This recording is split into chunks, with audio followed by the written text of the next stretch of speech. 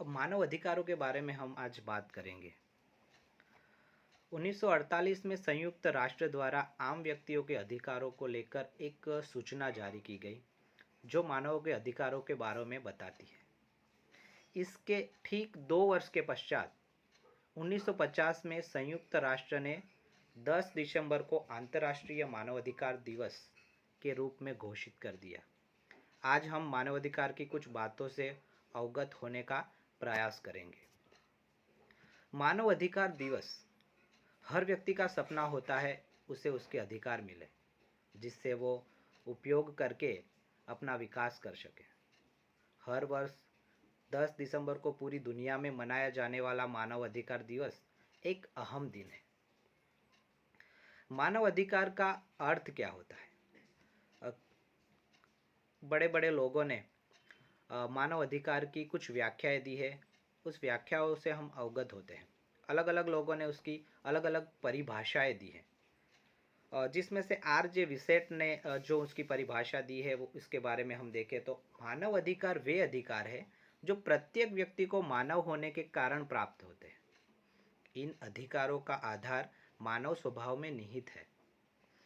David सेलबाई ने जो व्याख्या दी है उसके अनुसार अगर हम चाहे तो मानव अधिकार संसार के समस्त व्यक्ति को प्राप्त है, क्योंकि यह स्वयं में मानवीय है। वे पैदा नहीं किए जा सकते, खरीद या संविदावादी प्रक्रियाओं से मुक्त होते हैं।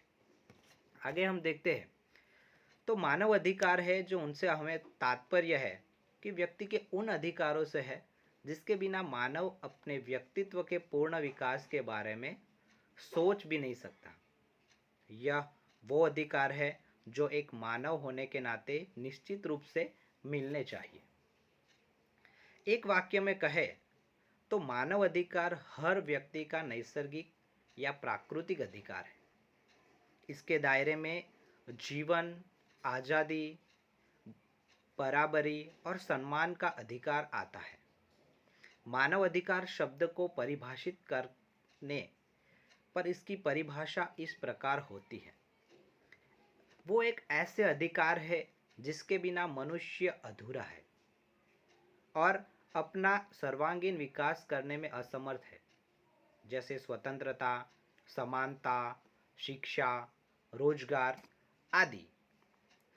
उसके गठन के बारे में अगर हम बात करते हैं तो 28 सितंबर 1993 को मानवाधिकार का कानून अमल में लाया गया और 12 अक्टूबर 1993 को भारत सरकार द्वारा राष्ट्रीय मानव अधिकार आयोग का गठन किया गया। यह मानव अधिकार दिवस हमें हमारे अधिकारों के बारे में अवगत कराता है कि हम सभी समानता और स्वतंत्रता के हकदार हैं। हमें कोई भी धर्म, कोई भी जाति, कोई भी इलाका, समाज अपने लिए चुनने की आज़ादी है। हमें स्वतंत्रता है, अपने पसंद से किसी भी सरकार को चुन सकते हैं। अपनी अभिव्यक्ति के लिए आज़ाद है। भोजन, नौकरी, विवाह, स्वास्थ्य जैसी अन्य कई अधिकारों का हर मनुष्य हकदार है। ये अधिकार प्रायः ऐसे अधिकार है जिन्हें प्रायः न छीने जाने योग्य माना जाता है और यह भी माना जाता है कि ये अधिकार किसी व्यक्ति के जन्मजात अधिकार हैं। व्यक्ति के आयु, प्रजातीय, मूल निवास स्थान, भाषा, धर्म आदि का इन अधिकारों पर कोई प्रभाव नहीं होता। ये अधिकार सदा और सर्वत्र देय है तथा इसके लिए समान है। मानव अधिकारों के प्रकार के बारे में अब हम बात करते हैं। नागरिक और राजनीतिक अधिकार तथा सामाजिक अधिकार, जिसमें आर्थिक और सांस्कृतिक अधिकार भी मौजूद है। इनके आधार पर भिन्न भिन्न तरह के मानव अधिकारों का वर्गीकरण किया गया है। पहले हम वो मानव अधिकार कौन से है वह देखते हैं, बाद में उसको हम विस्तृतता से उसको देखेंगे। तो ऐसे मानव अधिकार है जिसमें है नागरिक और राजनीतिक अधिकार, सामाजिक अधिकार, जीवन का अधिकार, बोलने की स्वतंत्रता का अधिकार, समानता का अधिकार, कानून के सामने व्यक्ति के रूप में मान्यता का अधिकार, राष्ट्रीयता को बदलने की स्वतंत्रता का अधिकार, विवाह और परिवार का अधिकार, शिक्षा का अधिकार, खुद की संपत्ति रखने का अधिकार, धर्म की स्वतंत्रता का अधिकार, न्याय का अधिकार, यात्रा का अधिकार, दासता से स्वतंत्रता का अधिकार। तो ये सब मानव अधिकार है। अब हम उसको विस्तृतता से देखते हैं। तो पहले है नागरिक और राजनीतिक अधिकार। यह अधिकार व्यक्ति की स्वतंत्रता को प्रभावित करने वाले कार्यों के संबंध में सरकार की शक्ति को सीमित करता है। यह लोगों को सरकार की भागीदारी और कानूनों के निर्धारण में योगदान करने का मौका देता है। सामाजिक अधिकार के बारे में हम बात करते हैं तो व्यक्तियों के जीवन यापन के लिए सामाजिक अधिकार प्रदान किए गए हैं। सरकार अपने नागरिकों का ध्यान रखने के उद्देश्य से प्रत्येक नागरिक को सामाजिक सुरक्षा का अधिकार देती है। आगे देखते हैं तो जीवन का अधिकार। पृथ्वी पर रहने वाले हर व्यक्ति को जीवन जीने का अधिकार है। यह अधिकार कानून द्वारा प्रत्येक व्यक्ति को दिया जाता है। इसके अंतर्गत किसी व्यक्ति को किसी के द्वारा नहीं मारे जाने का अधिकार शामिल है और कानून उसे सुरक्षा प्रदान करता है। बोलने की स्वतंत्रता का अधिकार। देश में रहने वाले व्यक्ति को अपना विचार रखने की स्वतंत्रता है। वह अपनी राय लोगों तक पहुंचा सकता है। हर इंसान स्वतंत्र रूप से बोलने का अधिकारी है। समानता का अधिकार के बारे में हम बात करते हैं तो देश में रहने वाले लोगों को समानता का अधिकार है। कोई भी अन्य व्यक्ति उसे नीचा नहीं दिखा सकता। कानून के सामने व्यक्ति के रूप में मान्यता के अधिकार। हर व्यक्ति का एक अपना अस्तित्व है और यह अधिकार कानून सभी को प्रदान करता है। राष्ट्रीयता को बदलने की स्वतंत्रता का अधिकार के बारे में बात करें हम तो कानून द्वारा सभी को यह अधिकार दिया जाता है कि वो अपनी राष्ट्रीयता बदल सके। विवाह और परिवार के अधिकार के बारे में देखें तो किसी भी जाति, धर्म और समुदाय के व्यक्ति से विवाह करके अपना परिवार बढ़ाने का अधिकार उसमें शामिल है। शिक्षा महत्वपूर्ण अधिकार। देश के नागरिक को अधिकार दिया गया है कि वो जिस शिक्षा को पाने का इच्छुक है वो पा सकता है। इसमें सरकार या कानून द्वारा किसी भी प्रकार की रोक नहीं की जा सकती। यह अधिकार सिर्फ नागरिक को ही प्राप्त है। खुद की संपत्ति रखने का अधिकार। नागरिक को यह अधिकार प्राप्त है कि वो जितनी चाहे संपत्ति एकत्रित कर सकता है। संपत्ति वैध तरीके से अर्जित की होनी चाहिए। धर्म की स्वतंत्रता का अधिकार के बारे में देखें तो हर देश में नागरिकों को स्वतंत्र रूप से किसी भी धर्म को स्वीकारने और उसका पालन करने का अधिकार है। कानून द्वारा उसे किसी भी धर्म का अनुसरण करने से नहीं रोका जा सकता। न्याय का अधिकार। तो इस अधिकार के तहत हर व्यक्ति न्याय पाने का अधिकारी है। आगे देखें तो यात्रा की स्वतंत्रता का अधिकार भी मानव अधिकारों में निहित है। देश में रहने वाला प्रत्येक व्यक्ति को अपने देश के किसी भी हिस्से में यात्रा करने, रहने, काम या अध्ययन करने का अधिकार है। दासता से स्वतंत्रता का अधिकार। इस अधिकार के अंतर्गत किसी भी व्यक्ति को किसी भी प्रकार की दासता से स्वतंत्रता का अधिकार है। जब तक व्यक्ति स्वयं नहीं चाहता, कोई व्यक्ति उसे दास नहीं बना सकता। आगे देखें तो मानव अधिकारों का उल्लंघन, ह्यूमन राइट वायलेंस। जहां एक और लोगों को अधिकार प्राप्त है, वहीं दूसरी ओर इन अधिकारों का उल्लंघन भी देखने को मिलता है। लोगों द्वारा प्राप्त अधिकारों का दुरुपयोग किया जाता है, जिस कारण मानव अधिकारों के दुरुपयोग की जांच करने एवं उस पर लगाम कसने के लिए संयुक्त राष्ट्र समिति की स्थापना की गई है।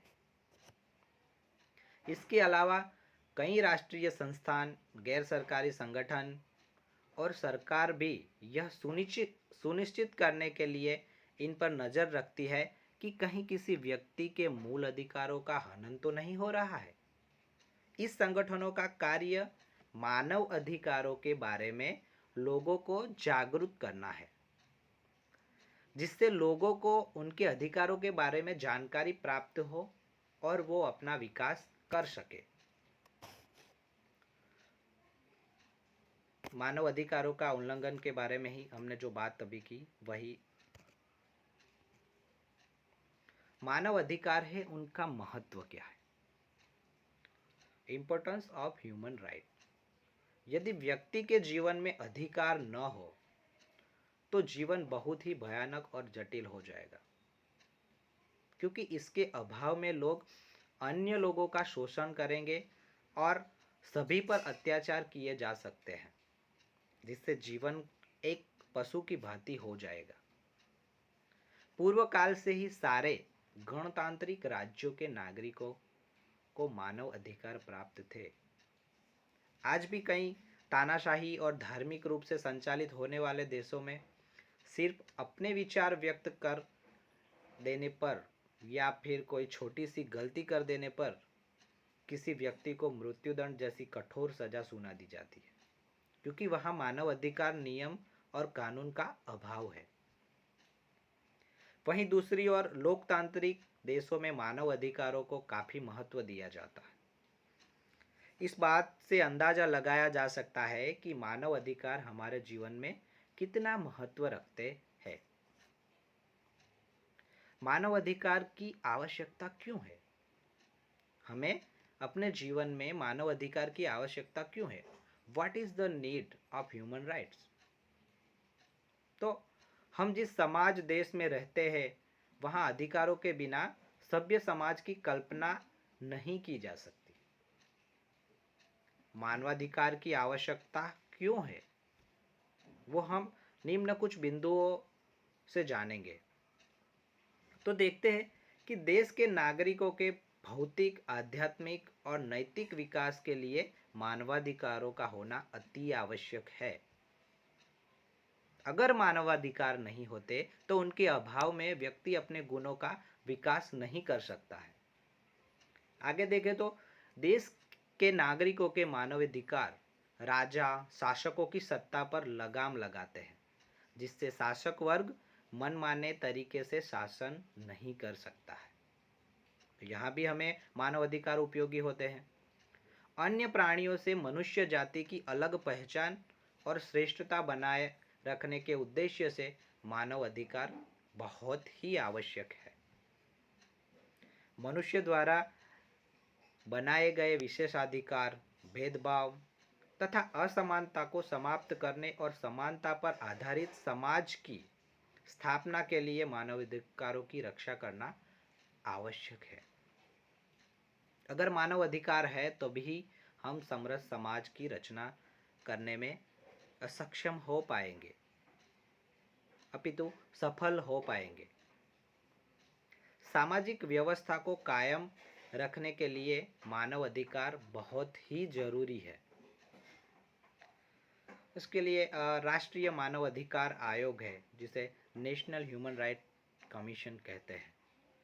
उसकी बात करें तो यह एक स्वतंत्र वैधानिक संस्था है, जिसकी स्थापना मानव अधिकार संरक्षण अधिनियम 1993 के प्रावधानों के तहत 12 अक्टूबर 1993 को की गई थी। इसका मुख्यालय नई दिल्ली में स्थित है। संविधान द्वारा आम नागरिकों को प्रदान किए गए मानव अधिकारों जैसे जीवन का अधिकार, स्वतंत्रता का अधिकार और समानता का अधिकार आदि की रक्षा करता है और उनके प्रहरी के रूप में कार्य करता है। ये अधिकार जाति, लिंग, राष्ट्रीयता, भाषा, धर्म या किसी अन्य आधार पर भेदभाव किए बिना सभी को प्राप्त है।